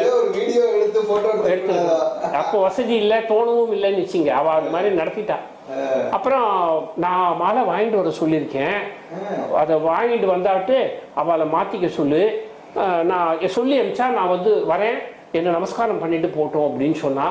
உடனே மாலை வந்தது. யாரோப்போ வாங்கிட்டு வந்தா. எப்படி வாங்கிட்டு வந்தா எனக்கு தெரியாது. அதை எடுத்துன்னு வந்து பெரியவாட்டை கொடுத்து 2 பேரும் மாலை மாற்றணும்னு மறுபடியும் சொல்லும் வண்ணம் செய்யும் பிரான் பெரியவா எடுத்துன்னு வந்தா. அந்த மாலையை 2 பேரும் மாற்றிட்டு அதை பெரியவா தரிசனம் பண்ணிட்டு போனோடனே எல்லாரையும் அந்த பக்கம் அனுப்பிச்சிட்டு என்னை தனியாக ஒரு இடத்துக்கு, அந்த எந்த இடம்லாம் கூட ஞாபகம் இல்லை, கூப்பிட்டு கிட்ட வந்து தண்டத்தை பிடிச்சி தன்னுடைய ஓன் அந்த பினைன் ஸ்மைலோட அப்படி கீழே உட்காந்துட்டு அடுக்கடுக்காக கொஷின்ஸ். ஆமாம், எல்லாத்துக்கும் ஒளிவு மறைவு இல்லாத அவ கேட்ட கொஸ்டின்ஸ்க்கெல்லாம் ஆன்சர் பண்ணேன். சொல்லுங்க, என்ன கொஸ்டின் ஞாபகம் இருக்கா? ஏதோ கேட்டா பெரியவா, அதெல்லாம் சொல்றதுக்கு இல்லை. கேட்டதுக்கெல்லாம் நான் ஆன்சர் பண்ணேன். அப்புறம் அதான் கேட்டேன் அப்படின்னு சொல்லிட்டு போயிட்டா. இது நடந்து கொஞ்ச நாளுக்கு அப்புறம் உள்ள வந்து அன்னைக்கு பெரியவா கூட இருந்தது வந்து வடகுடி பாபு தீட்சிதர்னு நினைக்கிறேன். அவர் வந்து இந்த ஹெல்த் சென்டர்ல நான் வேலை செஞ்சிருக்கும் போது என்னை பார்த்துட்டு உங்களில் யாருக்கோ சதாபிஷேகமோ சசிபுத்த பூர்த்தியோ நடந்ததா அப்படின்னு கேட்டார். நான் ஆமா என் தாயார் தகப்பனாருக்கு நடந்தது அப்படின்னு சொன்னேன். அன்னைக்கு நான் இருந்த பெரியவாட்ட உள்ள பெரியவா சொன்னாலாம், என்னை நம்பி வந்திருக்காடா அவ, நேரம் தப்பிட போறது முகூர்த்தத்துக்கு, நான் போய் சசிபுத்த பூர்த்தி நடத்தி வச்சுட்டு வரேன் அப்படின்னு சொல்லி அந்த ஒரு வேகத்துல வந்து சசிபுத்த பூர்த்தி நடத்தி வச்சு போனா. எல்லாருக்கும் பிரத்யேகமா ஒருத்தருக்கும் கூப்பிட்டு ஆசீர்வாதம் பண்ணி அன்னைக்கு சாப்பாடு மடத்திலேயே போட்டு எல்லாம் பண்ணா. இது ஒரு பெரிய இன்சிடென்ட் எங்க ஃபேமிலியில் நடந்தது. இதுக்கும் மேல என்னன்னா, எனக்கு ஒரு நாள் பிறந்த நாள் சமயம் அது. நான் வந்து இதெல்லாம் பெரியவா கொடுத்தோமே, நம்ம ஒரு பாதுகை பெரியவா பண்ணி போடலையே அப்படின்னு மனசுக்குள்ள ஒரு வியாக்குலம். அது என்ன பண்றதுன்னு தெரியல, எப்படி பண்றதுன்னு. எங்களில் வந்து 3 ஜோஷி, முதல் குலோத்துங்கன், 2ஆம் குலோத்துங்கன், 3ஆம் குலோத்துங்கன்ற மாதிரி 3 ஜோஷிகள். அதுல முதல் ஜோஷி, 2ஆம் ஜோஷி, 3ஆம் ஜோஷி அப்படின்னு வகுத்துருக்கேன்னா, அது முதல் ஜோஷி யாருன்னா தாம்பரத்துல RR ஜோஷின்னு ராமச்சந்திர ஜோஷின்னு ஒருத்தர் ஸ்ரீவித்யா உபாசகர், நிறைய ஜோஷியமெல்லாம் சொல்லக்கூடிய அஸ்ட்ராலஜியில் நிபுணர். அதுக்கு மேலே ஹோமியோபதி ஃப்ரீயா வைத்தியம் பண்ணவர், கேன்சர் முதற்கொண்டு கியூர் பண்ணியிருக்கார் அவர். அந்த தாம்பரம் ஜோஷி வந்து ஹோமியோபதி வைத்தியம் ஃப்ரீயா பண்ணி நிறைய வியாதிகளை கியூர் பண்ணியிருக்கா. அதுக்கு மேலே சிகரம் வச்சா போல அவர் வந்து பால்யத்துல பெரியவா கூட விளையாடினவர் சடுகுடு. அவர் வந்த ஒரு ஜோஷி. ஆமா, அவரோட வீட்டில் ஜமுனாபாயின்னு ஒரு லேடி இருந்தாலும். இப்போ நம்ம இங்க என்ன பேசுறோமோ அங்க பெரியவா காதல் எட்டும். ஒரு நிமிஷமும் நம்ம பேசுறது வந்து அவ காதல எட்டின்னு இருக்கும். அதுல சந்தேகமே கிடையாது. நிறைய திஷ்டாந்தம் சொல்லலாம். இந்த அம்மா என்ன பண்ணிருக்கா, எங்களுதுல ஒரு சிகப்பு அப்பளம்னு ஒன்று பண்ணுவாள். அது பண்ணுறது ரொம்ப கஷ்டம். அது பொரிச்சு சாப்பிட்றது, இதில் நெருப்பில் பொரிச்சு சாப்பிட்ணும். அது பண்ணி எடுத்துகிட்டு போய் பெரியவா கொடுப்பானாம். அவள் பாட்டுக்கு கொடுத்துட்டு அவள் பாட்டுக்கு திரும்பி வந்திருக்கா. ஒரு நாள் எடுத்துகிட்டு இதே மாதிரி எடுத்துகிட்டு போகிறப்போ அந்த அம்மாவுக்கு மனசுக்குள்ள ஒரு சந்தேகம், நம்ம பண்ணி பண்ணி இவ்வளோ கஷ்டப்பட்டு எடுத்துன்னு போகிறோம், இது பெரியவா சாப்பிட்றாலோ இல்லை கூட எங்கேயோ போயிடுறதாட்டு அவள் மனசில் இருந்திருக்கு. அன்னைக்கு பர்டிகுலராக அந்த நினச்சிருந்த அன்னைக்கு எடுத்துன்னு போன உடனே சித்த இருன்னு சொல்லிட்டு 2 அப்பளம் பொரிச்சு எடுத்துகிட்டு வந்தது சாப்பிட்டாராம் பெரியவா.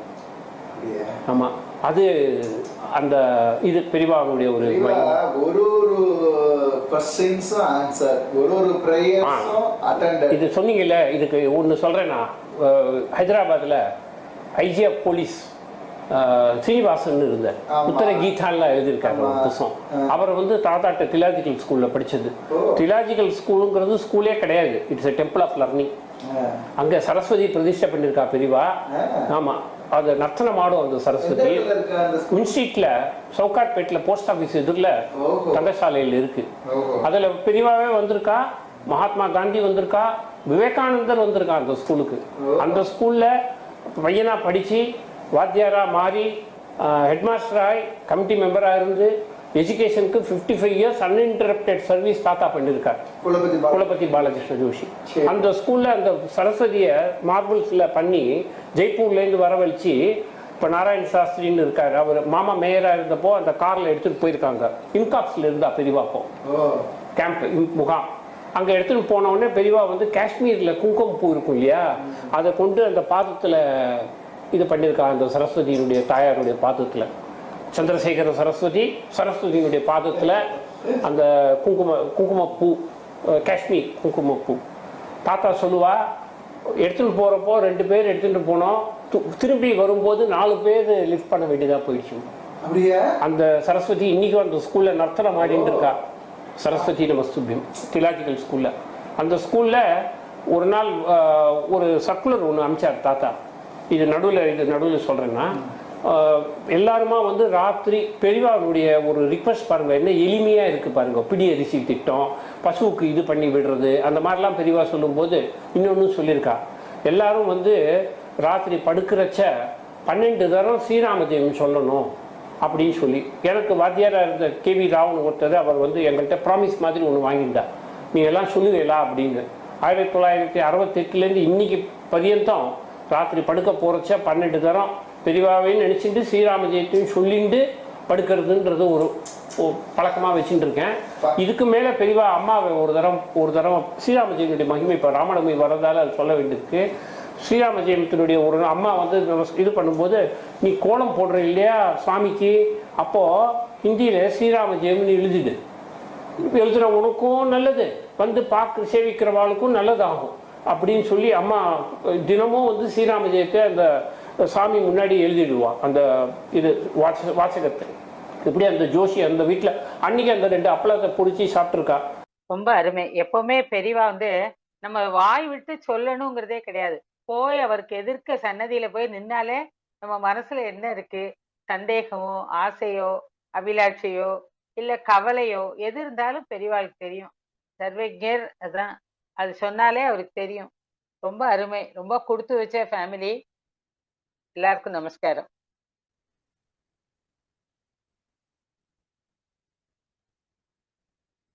அனுஷ நிகழ்ச்சியின் அடுத்த நிகழ்வாக மகா பெரியவா பாடல்களை பாட வருகிறார் திருமதி மஞ்சுளா சுவாமிநாதன் அவர்கள். வாருங்களம்மா. நமஸ்காரம். இப்போ நான் வந்து சத்குரு தசகம்னு பாலபெரிவா வந்து பட்டத்துக்கு வந்த புதுசுல மகாபெரிவா பேல 10 ஸ்லோகங்கள் பாடியிருக்கா. அத வந்து நாளைக்கு குரு பூர்ணிமா அவசரத்துல நம்ம மகாபெரிவா நினைச்சுன்னு அவரோட பிளெஸிங்ஸ் தான் நான் பாட முயற்சிக்கிறேன்.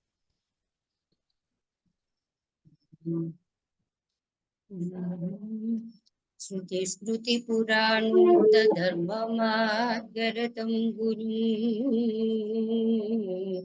பக்தானாம் ஹிதபக்தாரம் நமஸ்யே சித்த சுத்தயே श्रुतिस्मृतिपुराणोक्तधर्ममार्गरतं गुरुं भक्तानां हितभक्तारं नमस्ये चित्तशुद्धये अद्वैतानन्दभरितं साधूनामुपकारिणं सर्वशास्त्रमिदं शान्तं नमस्ये चित्तशुद्धये कर्म भक्ति ज्ञान मार्ग प्रचारे बद्धकङ्कणम् अनुग्रह प्रदादारं नमस्ये चित्तशुद्धये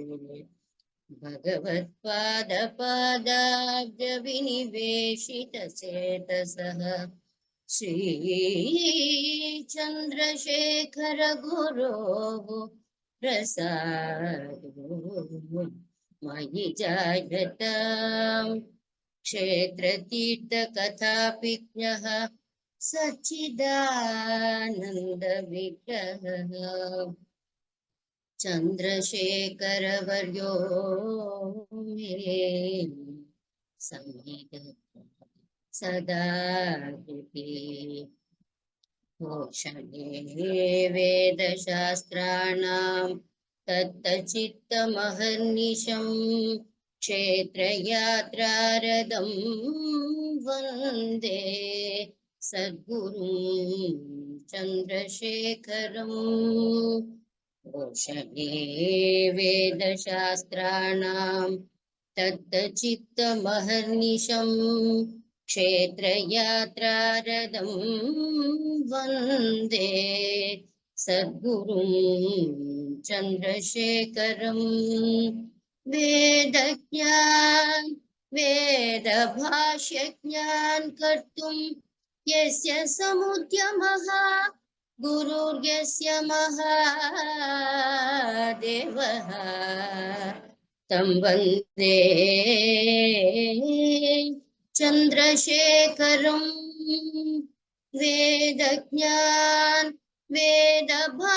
वेदभाष्यज्ञान कर्तुं यस्य समुद्यमः गुरुर्यस्य महादेवः तं वन्दे चन्द्रशेखरम् मणिवाचककोदादिभक्तिवागमृगैर्दृशं बालानां भगवद्भक्तिं वर्धयन्तं गुरुं भजे मणिवाचकगोदादिभक्तिवागमृगैर्दृशं बालानां भगवद्भक्तिं वर्धयन्तं गुरुं भजे लघुपदेशनास्तिक्यभावमर्दनकोविदं शिवं स्मितमुखं शान्तं प्रणतोऽस्मि जगद्गुरुं लघुपदेशनास्तिक्यभावमर्दनकोविदं शिवं स्मितमुखं शान्तं प्रणतोऽस्मि जगद्गुरुं विनयेन प्रार्थयेऽहं विद्यां गुरो मार्गमन्यं न जाने अहं भवन्तं शरणं गतः विनयेन प्रार्थयेऽहं विद्यां गुरो मार्गमन्यं न जाने अहं भवन्तं शरणं गतः श्री महापेरिवा चरणं नमस्कार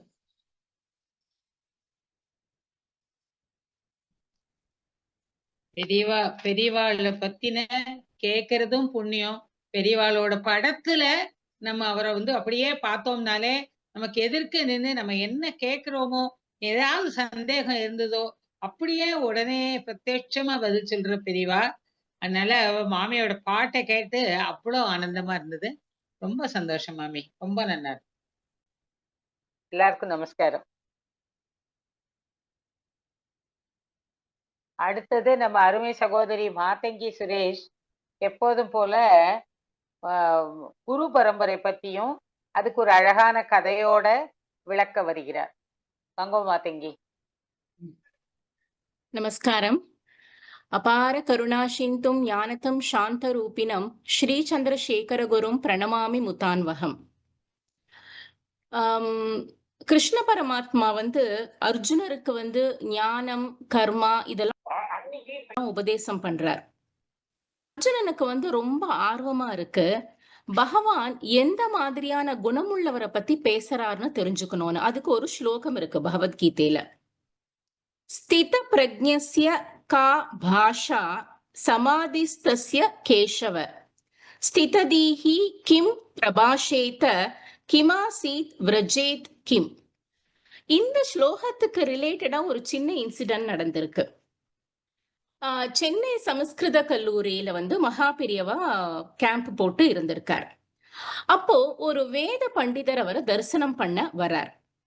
அவருக்கு என்னன்னா பெரியவா வாயால அவர் கேக்குறாராமா பெரியவார்கிட்ட, ஸ்தித பிரஜ்ஞ லட்சணம் அப்படின்னா என்ன அப்படின்னு சொல்லிட்டு. ஏன்னா இவர் ஒரு உபன்யாசத்துல அதை பத்தி பேசியிருப்பார் போல் இருக்கு. இவருக்கு ஒரு சந்தேகம் இருக்கு. பெரியவா கிட்ட கேட்கும் போது பெரியவா பதில் ஒண்ணுமே சொல்லலையாமா. இவரும் ஒரு 3-4 தடவை கேட்டுட்டார். பெரியவா மௌனமாமே இருக்கார். அவர் சொல்றதை கேட்டுக்கிறார், ஆனா பதில் சொல்ல மாட்டேங்கிறார். சரி, மறுநாள் காலையில பண்டிதர் கிளம்பணும். அதனால அவர் என்ன பண்ணிடுறாரு, அந்த காலேஜுக்கு உள்ள போய் தங்குற இடத்துல போய் பேசாம உட்கார்ந்துடுறார். கொஞ்ச நேரத்துல மகா பெரியவாளோட தொண்டர் ஒருத்தர் அந்த பண்டிதர் கிட்ட சொல்றாராமா, பெரியவா அவங்கள கூப்பிடுறா அப்படின்னு சொல்லிட்டு. ராத்திரி உடனே இவர் போனா அங்க ஒரு மரத்துக்கு கீழே ஒரு சின்ன அரிக்கேன் விளக்க வச்சுட்டு பெரியவா ரொம்ப சௌரியமா படுத்துட்டு இருக்காரு. பெரியவா அந்த பண்டிதரை பார்த்து கேக்குறாராமா, என்னப்பா என்ன விஷயம், நாளைக்கு கிளம்பணுமா நீ அப்படின்னு சொல்லிட்டு. ஆமா பெரியவா, நான் காலையில கிளம்புறேன் அப்படின்னு சொன்னாராம். சரி, நீ ஒண்ணு பண்றியா, இப்ப என்னோட பக்கத்துல படுத்துக்கோ ஏன் அப்படின்னாராமா. இவருக்கு சந்தோஷம் தாங்கல. என்னடா அது பெரியவா பக்கத்துல படுத்துக்க சொல்றாரு அப்படின்னு சொல்லிட்டு கேட்கணுமா. உடனே என்ன பண்றாரா, தான் கொண்டு வந்த ஒரு சின்ன வஸ்திரத்தை விரிச்சு கொஞ்சம் தள்ளி படுத்துட்டாராமா. ஒரு 1/2 மணி நேரம் படுத்துட்டு இருந்திருப்பார். அதுக்கப்புறம் அவரால் படுக்கவே முடியல. என்னன்னா சின்ன சின்ன சிகப்பு எறும்புகள் கடிக்க ஆரம்பிக்கிறதாமா. கடிச்சுட்டே இருக்கு இந்த பண்டிதரை. இவரும் திரும்பி திரும்பி படுக்கிறார். இவருக்கு எங்கே இருந்து அது வருதுன்னே தெரியல. தேடி தேடி பாக்குறார், தெரியல. கொஞ்சம் திரும்பி பார்த்தா பெரியவாளை சுத்தி அந்த சிகப்பு எறும்புகள் அவரை சுத்தியும் இருக்கு, அவரையும் கடிச்சுட்டு இருக்கு. ஆனா பரபிரம்மம் ஒரு பாட்டிக்கு அவர் தூங்க போறது இல்லை, ஆனா கண்ணை மூடின்னு படுத்துட்டு இருக்காரு. பெரியவா கொஞ்சம் கூட அசைவே இல்லை. இவருக்கு ரொம்ப ஆச்சரியமா இருக்கு. இவருக்கு உடம்பெல்லாம் வலிக்க ஆரம்பிக்கிறது. என்ன பண்றதுன்னே தெரியல. சொல்லவும் முடியாது பெரியவா கிட்ட. இப்ப திடீர்னு பெரியவா கண்ணை திறக்கிறாராமா. கண்ணை திறந்து இவரை பாக்குறார். பார்த்துட்டு கேக்குறாராமா, என்னப்பா தூங்க முடியலையா உனக்கு அப்படின்னு. இவருக்கு என்ன சொல்றதுன்னு தெரியல. அப்படி முழிக்கிறாராமா. உடனே பெரியவா கேக்குறாரா, ஓஹோ எறும்பு ரொம்ப கடிக்கிறதோ உனக்கு வலி தாங்க முடியலையோ அப்படின்னு சொல்றாராமா. அதை கேட்ட உடனே அந்த பண்டிதருக்கு என்ன சொல்றதுனே தெரியல. அப்படியே அழுகையா வருது. பெரியவாட்ட சொல்றாரா, எனக்கு ஆமா பெரியவா என்ன ரொம்ப கடிக்கிறது அப்படின்னு சொல்றாராம். அப்போ பெரியவா சொல்லியிருக்காரு, இல்ல ஒண்ணும் இல்ல, நீ ஸ்தித பிரஜ்ஞாவோட லட்சணம் கேட்ட இல்லையோ காலையில, அது என்ன தெரியுமா, எந்த ஒரு வலி வந்தாலும் வேதனை வந்தாலும் புற விஷயங்கள் எதுவுமே பாதிக்காம நல்ல ஆத்ம பலத்தோட இருக்கிறது தான் ஸ்தித பிரஜ்ஞா அப்படின்னு சொல்லியிருக்காரு. இதுல என்னன்னா சொல்றது பரமேஸ்வரன், ஆனா கிருஷ்ண பரமாத்மா ஒருவரும் சொல்லிட்டு இருக்காரு. அப்போ பண்டிதருக்கு ஒரே ஒரு விஷயம்தான் மனசுல தோன்றதாமா, கண்ணு முன்னாடி பதில் இருக்கு, ஆனா அந்த பதில புரிஞ்சுக்க கூட முடியாத அளவுக்கு நம்முடைய புத்தி இருக்கே அப்படின்னு சொல்லிட்டு அவர் ரொம்ப தன்னை நினைச்சு இவ்வளவு படிச்சிருக்கோம்.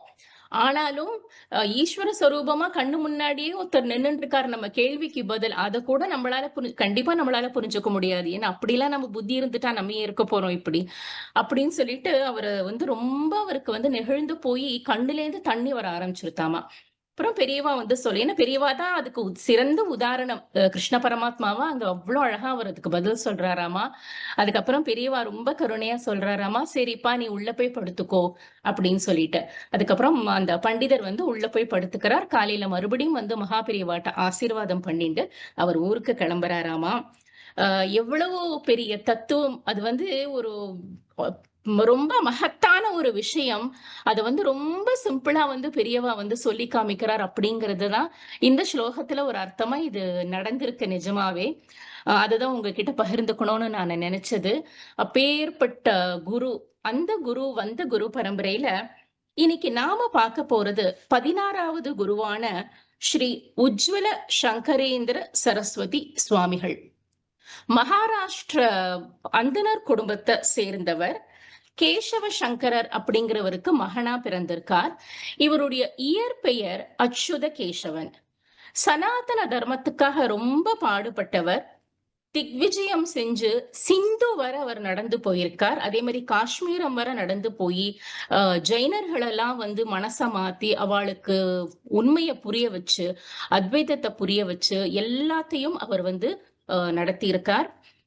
அக்ஷய வருடம் வைகாசி மாதம் சுக்ல பக்ஷ அஷ்டமி என்று கலாபுரி அப்படிங்கிற ஊர்ல சித்தி அடைஞ்சிருக்கார். இப்ப அந்த ஊர் வந்து உஜ்வலா மகாயதிபுரா அப்படின்னு அழைக்கப்படுறது. அது மகாராஷ்டிரத்துல இருக்கும்னு நினைக்கிறேன் நானு. இவருடைய காலம் கிபி 329 367.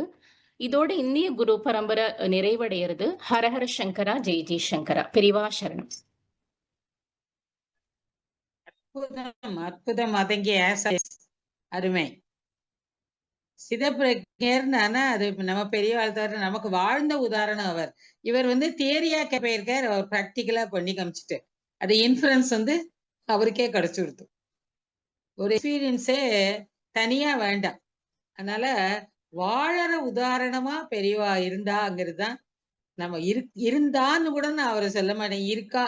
ஏன்னா இன்னைக்கும் நமக்கு ஒரு வழிகாட்டி, ஒரு சந்தேகம், ஒரு வருத்தம் யார்கிட்ட போய் ஷேர் பண்ணி, அப்பா அம்மா குரு எல்லாம் அவர் தான். அதனால துவமேவ மாதா பிதாமேவ சொல்லும்போது நிச்சயம் எல்லார் மனசுக்குள்ளேயும் பெரியவா உருவம் தான். ஏன்னா அவர் தான் சாட்சாத் பரமேஸ்வரன், அவர் தான் காமாட்சி, அவர் தான் குரு, அவர் தான் எல்லாமே நமக்கு. ரொம்ப சந்தோஷம். அருமை அருமை அருமை. அடுத்த பகுதி ஆன்மீகமும் அறிவியலும். வழங்க வருபவர் நமது அருமை சகோதரி விசாலி கிருஷ்ணன். நிறைய நல்ல விஷயங்கள் நம்ம வந்து நார்மலா டே டு டே எக்ஸ்பீரியன்ஸ்ல என்னெல்லாம் பண்றோமோ அது ஏன் பண்றோம், அல்ல சிலதுக்கெல்லாம் நமக்கு புரியாம இருக்கும், அதுக்கெல்லாம் ரொம்ப அழகா சயின்டிபிக்கா அதுக்கு விளக்கம் சொல்றதுல எக்ஸ்பர்ட் நம்ம சிஸ்டர். சோ வாங்க விஷாலிஜி. எஸ்.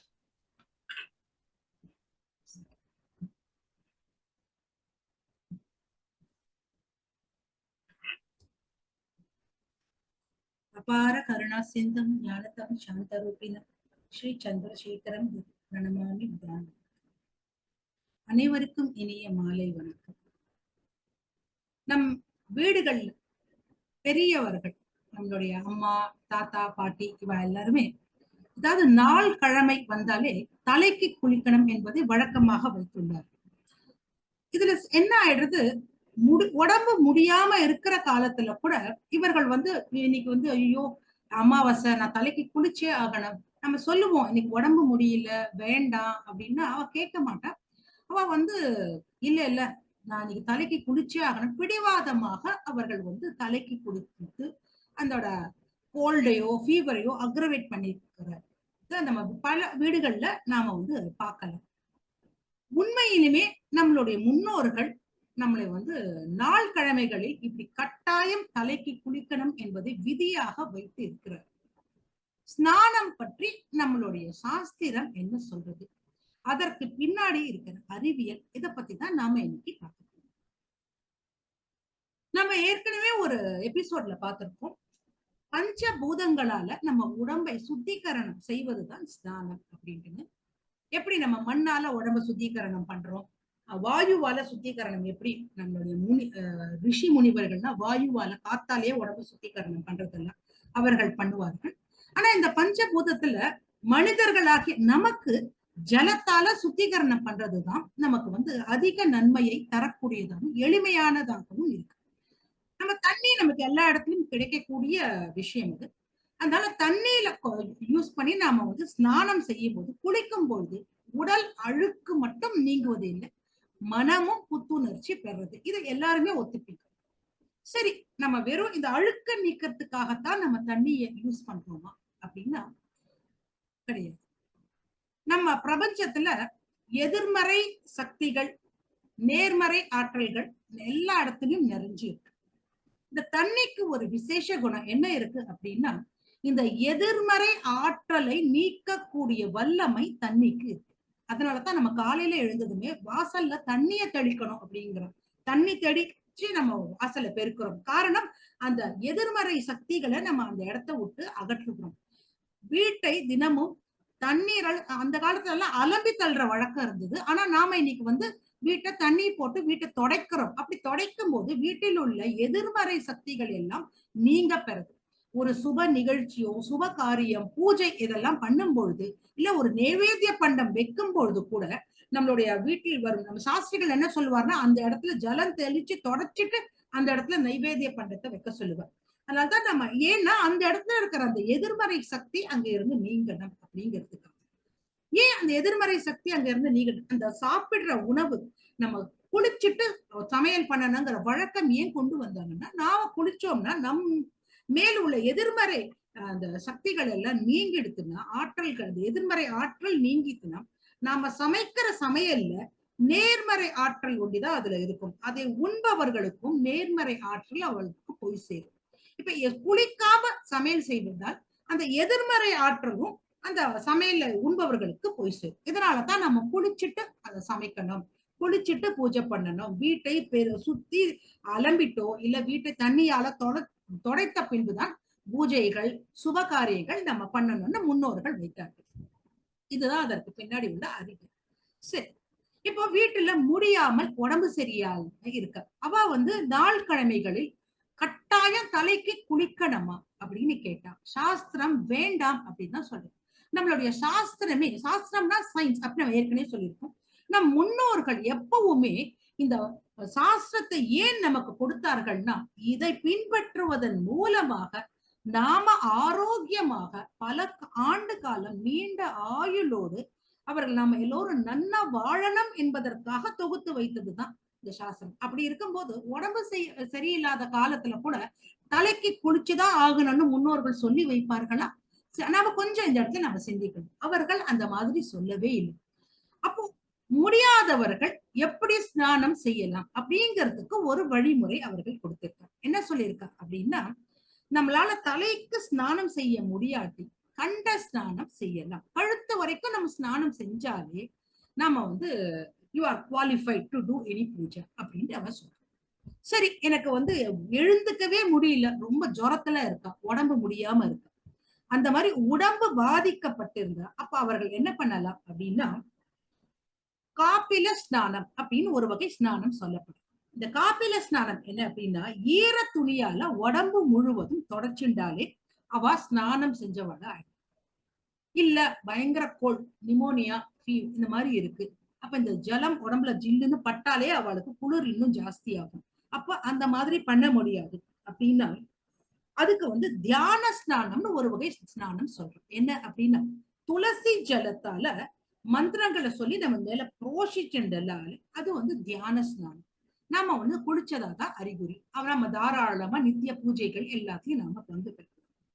இல்ல எனக்கு இந்த மாதிரி தண்ணி அது வந்து எனக்கு கஷ்டமா இருக்கு அப்படின்னா, சாரஸ்வத ஸ்நானம் அப்படின்னு ஒரு ஸ்நானம் சொல்லப்படும். நம்ம வீட்டுல பூஜைகள் எல்லாம் பண்ணும்போது முதல்ல வந்து வாத்தியார் வந்து சொம்புல ஜலம் வச்சு நமக்கெல்லாம் வந்து ஒரு சின்ன பூஜை மாதிரி பண்ணி நம்ம மேல ஜலத்தை தெளிப்ப தெரியுமா?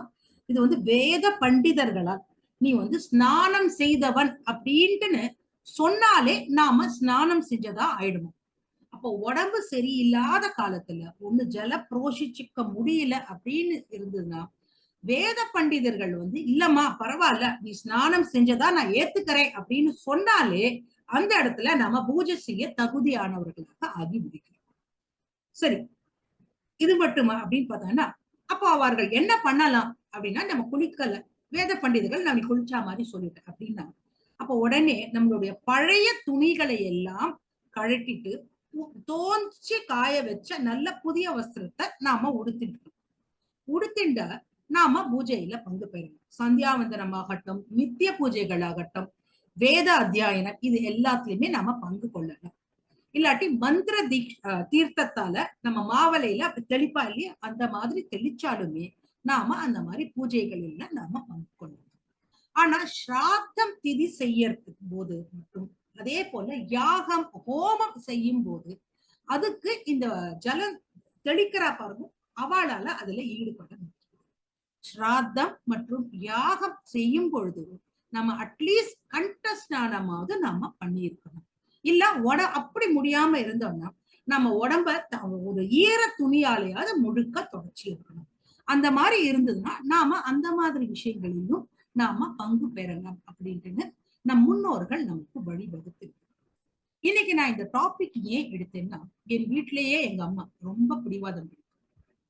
இன்னைக்கு ஏகாதசி, உடம்பு என்ன முடியலன்னா கூட ஏகாதசி நான் தலைக்கு குளிச்சே ஆகணும், அமாவாசை தலைக்கு குளிச்சே ஆகணும்.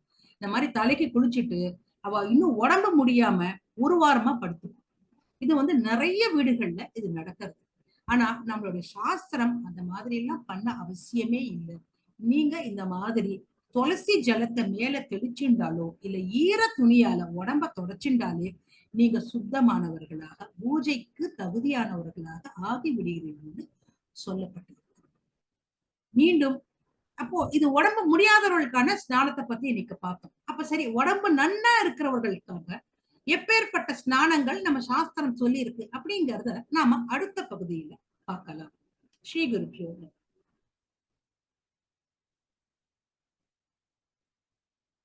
மங்களம். இன்றைய மங்களம் பாட வருபவர் திருமதி மங்களம் ராமசுவாமி அவர்கள். நமஸ்காரம் மாமி. ஸ்ரீ குருபியோ நமக.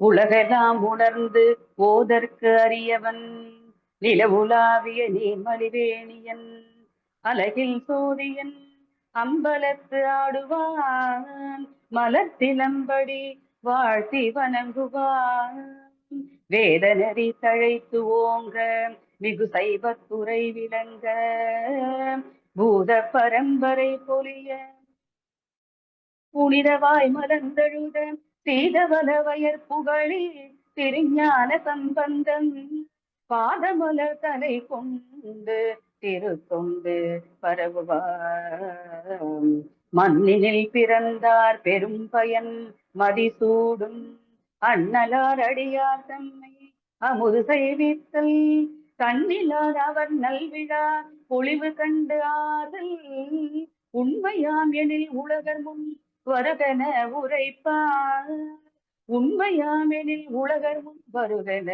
உரைப்பார், கற்பனை கடந்த ஜோதி கருணையே உருவமாகி அற்புத கோல நீதி அருமறை சிறப்பின் மேலாம் சிற்பரவியோமமாகும்